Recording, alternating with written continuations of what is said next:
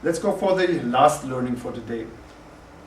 I'd like to introduce you to the concept of interactions. And those who were already on my website know the example of Jim. This is Jim, tomato farmer.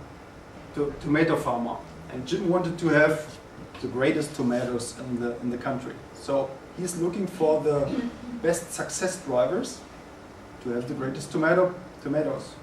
And he researched and found, okay, success drivers are water and sun. And if he would apply a standard method, he would find, okay, the more sun, the better, the more water, the better. And the recommendation would be, okay, let's apply a lot of water and a lot of sun. And if you put too much water and too much sun, plants die. You know that? Or you would also recommend water is for free, but sun is or electricity is very expensive. So leave the sun out and do a lot of water in it.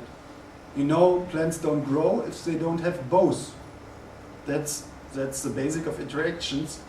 You need both success drivers to explain success. You can visualize this in a landscape. What you see here is the driver sun and the driver water. If you have no sun and you apply water, nothing happens. The plant doesn't grow. But if you have some sun and you apply water, the growth gets better. But if you overexceed some point, if you put too much water in it, plants will die as well. So this is how you visualize one kind of interaction. I give you an example in real life, and you find interactions in many ways. This is one example from a beer mix drink study where we searched for success drivers to make a beer mix more likable, taste better. And there were two main success drivers, which were fullness of taste and metallic taste. It's one word out of this. And you can visualize it. The results were as follows. Drinks are only liked if they are not metallic at all in taste, but at the same time full of taste.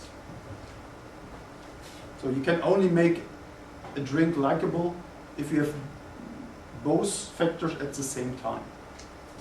So typical interaction.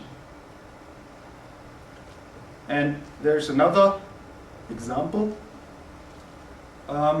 This is in retailing. In retailing, you try to improve the likelihood that people will buy by achieving a high perceived relationship investment of the customer. And if you can do that by either giving tangible rewards, so rebates or giveaways, or to improve your interpersonal skills, your interpersonal communication. So if you analyze market research data, you find the more tangible rewards, the better the perceived relationship investment. And further you find, independently from that, the better you communicate, the better the perceived relationship investment. So learning out of it is, okay, let's do both. Train our sales guys to be perfect in communication and give some rebates or give some giveaways. Do both. But if you apply NEUSREL, which can find interactions, you get quite different learnings. This is this kind of landscape, okay? So if you have poorly communicating sales guides and you give some rebates, you achieve a better perceived relationship investment. And if you give no rewards, but have great interpersonal communication, you achieve a very high perceived relationship investment. And if you then, in addition to that, apply tangible rewards, you achieve nothing, no effect. So these two factors, they do not add up. Do either one or the other. It's another type of interaction, but the learning is quite different. It would really be a waste of money to do both. Decide which one is more cost effective.